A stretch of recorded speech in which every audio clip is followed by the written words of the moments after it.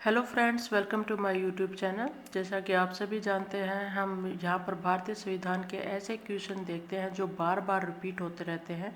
तो आज की सीरीज़ में फिर से मैं हाजिर हूँ और हम देखें यहाँ पर इम्पोर्टेंट क्वेश्चंस, जहाँ से क्वेश्चन आने के 100% चांसेस रहेंगे। तो ऐसे क्वेश्चन मैं आपके लिए डेली प्रोवाइड करवाती हूँ। तो चलिए देखते हैं आज के क्वेश्चन कौन कौन से हैं। तो फर्स्ट क्वेश्चन देखेंगे, भारत के किस अनुच्छेद में धन विधेयक की परिभाषा दी गई है। वेरी इंपॉर्टेंट क्वेश्चन है। तो धन विधेयक की परिभाषा कौन से अनुच्छेद में है? तो 110 में है। ध्यान रख सकते हैं, एक एक कर कर धन जुड़ता है, तो 11 हो गया और 0 लगा दीजिए, 110। संविधान के किस अनुच्छेद के तहत अनुसूचित जनजाति के लिए एक राष्ट्रीय आयोग के गठन का प्रावधान किस अनुच्छेद में किया गया है? यानी कि अनुसूचित जनजाति का जो गठन किया गया है, कौन से अनुच्छेद में किया गया है वो देखेंगे। तो अनुच्छेद 338 ए में किया गया है अनुसूचित जनजाति के लिए एक राष्ट्रीय आयोग का गठन। इसके अतिरिक्त इसके साथ जुड़े हुए कुछ इम्पोर्टेंट फैक्ट देखेंगे। क्वेश्चन वेरी इंपॉर्टेंट है, ये रिपीट होते रहते हैं, तो इनको तो ध्यान रखना ही है। इसके साथ जो इम्पोर्टेंट फैक्ट बता रही हूँ, यहाँ से भी क्वेश्चन बनते हैं, तो ध्यान रखिए कि भारत में राष्ट्रीय अनुसूचित जाति आयोग एक क्या है? स्वायत्त संस्था है, जिसकी स्थापना कब हुई? 2004 में। 89वां संविधान संशोधन अधिनियम 2003 में हुआ था और इसी के तहत राष्ट्रीय यानी अनुसूचित जाति और जनजाति आयोग को अलग अलग कर दिया गया था। इससे पहले इन दोनों को साथ रखा गया था, अनुसूचित जाति और जनजाति को, लेकिन जब 89वां संविधान संशोधन हुआ तो इनको अलग कर दिया गया और अनुसूचित जाति को रखा 338 अनुच्छेद में और जनजाति आयोग को रखा गया 338 कै में। तो ध्यान रखना है, वेरी इंपॉर्टेंट। उच्च न्यायालय के 70 न्यायाधीश पद पर नियुक्त होने वाली प्रथम महिला कौन है? तो ये ध्यान रखिए, यहाँ पर 70 न्यायाधीश। वैसे पूछ ले न्यायाधीश प्रथम महिला कौन थी, तो वो लीला सेठ थी। और पूछ लिया जाए 70 न्यायाधीश बनने वाली एकमात्र महिला कौन है, तो वो है अन्ना चंडी।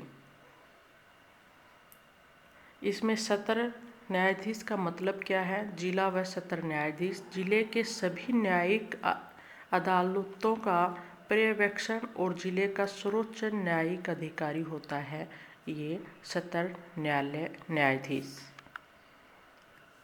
तो क्वेश्चन को ध्यान से पढ़ें तभी आंसर दें।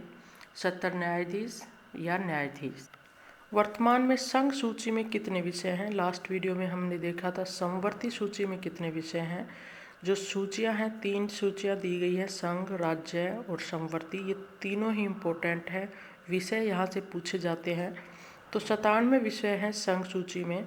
समवर्ती सूची में थे कितने? 52 विषय थे। और मूल संविधान यानी मूल सूची में कितने थे? 47 थे समवर्ती सूची में। और संघ सूची में कितने हैं? 97 विषय। भारतीय संविधान के किस अनुच्छेद में अल्पसंख्यकों के हितों के संरक्षण की व्यवस्था है? तो वो किस में है? तो अनुच्छेद 29 में है और 30 में है।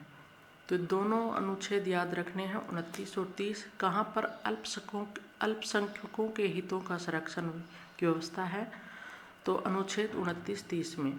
अनुच्छेद 29 में कहा गया है कि क्षेत्र को सुरक्षित करके अधिकार, यानी जिस क्षेत्र में कोई रहता है अनुसूचित जनजाति का, तो वो उस क्षेत्र में रह सकता है, उसके लिए वो सुरक्षित है।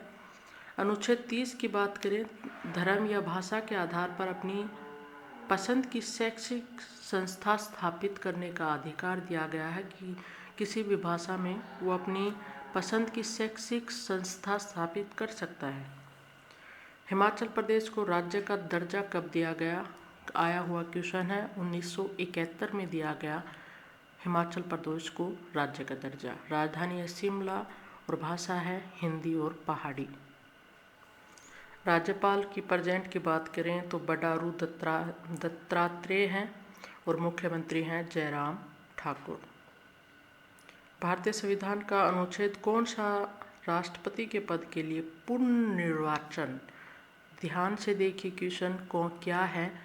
पुनर्निर्वाचन की योग्यता निर्धारित करता है।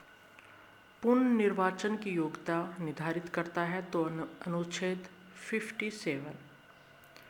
निर्वाचन की विधि, इससे अतिरिक्त अन्य फैक्ट देखेंगे। ध्यान रखना है किस में पुनर्निर्वाचन की योग्यता दी गई है तो 57 में।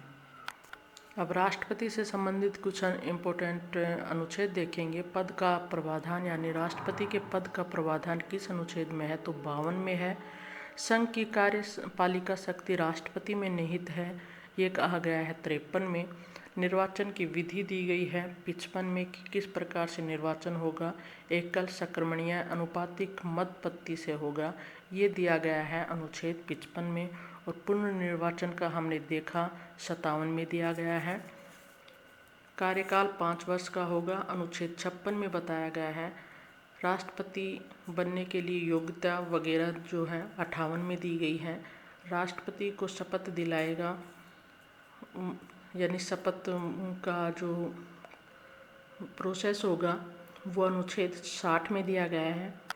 राष्ट्रपति को शपथ कौन दिलाता है तो सुप्रीम कोर्ट का न्यायाधीश दिलाता है, अगर वो नहीं है तो वरिष्ठ न्यायाधीश दिलाएगा।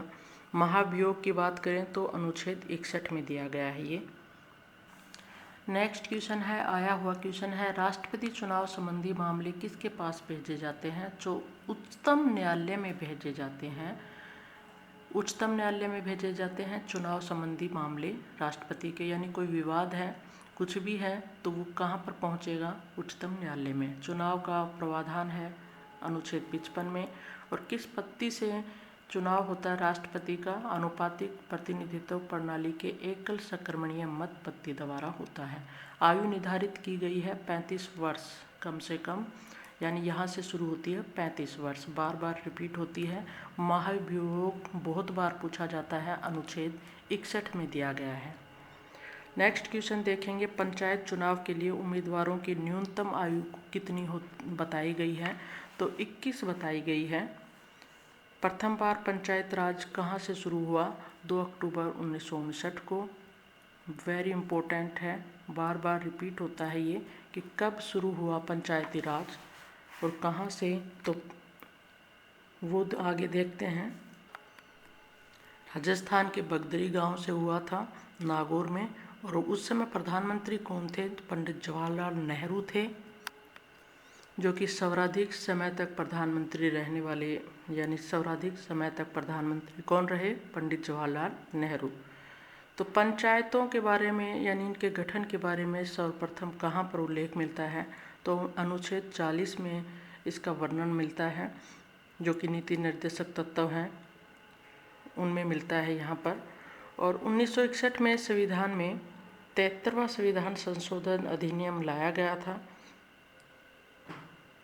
1961 में, और 1992 में इसे संवैधानिक मान्यता दे दी गई थी। यानी पंचायत राज के लिए संविधान संशोधन कौन सा लाया गया? 73वां। कब लाया गया? 1991 में लाया गया था, और उसको मान्यता कब दे दी गई? 1992 में। और सर्वप्रथम पंचायत राज शुरू कर दिया गया 2 अक्टूबर 1959 में बगदरी गांव राजस्थान के नागौर में। किसकी तर्ज पर किया गया था, यानी कौन सी समिति की सिफारिशों को यहाँ पर मान्यता मिली? तो बलवंत राय मेहता समिति थी, जो कि 1956-57 में इन्होंने अपने मत दिए थे। और इन्हीं की तर्ज पर त्रिस्तरीय पंचायत राज व्यवस्था शुरू हुई थी सर्वप्रथम 2 अक्टूबर 1959 को। आज के वीडियो का लास्ट क्वेश्चन देखेंगे, प्रधानमंत्री का कार्यकाल कितना होता है तो 5 वर्ष का होता है। इसके अतिरिक्त जब तक उसका लोकसभा में यानी बहुमत सिद्ध रहेगा तब तक प्रधानमंत्री रह सकते हैं। लोकमत सिद्ध यानी जहाँ पर लोकमत सिद्ध नहीं होता वहाँ पर प्रधानमंत्री को यानी हट जाएगा। तो लोकसभा में बहुमत सिद्ध करना भी ज़रूरी है, और इसके अतिरिक्त 5 वर्ष निर्धारित हैं। इससे पहले भी डिसमिस हो सकते हैं प्रधानमंत्री। नियुक्ति की बात करें तो अनुच्छेद 75 फर्स्ट के अनुसार यानी इनकी नियुक्ति दी गई है। वेरी इंपॉर्टेंट है, बार बार रिपीट होता है ये क्वेश्चन भी। अन्य मंत्रियों की नियुक्ति राष्ट्रपति करता है यानी लेकिन प्रधानमंत्री की सलाह पर करता है। ठीक है, प्रधानमंत्री के जो मंत्रीगण हैं उनकी नियुक्ति राष्ट्रपति करता है, लेकिन प्रधानमंत्री की सलाह पर। तो यहाँ पर हमने भी ऐसे क्वेश्चन देखे जो बार बार रिपीट होते हैं, इनको याद रख लीजिए। 100% आपका यहाँ से कोई क्वेश्चन नहीं मिस होगा। अगर वीडियो अच्छा लगा हो तो लाइक ज़रूर कर दीजिएगा।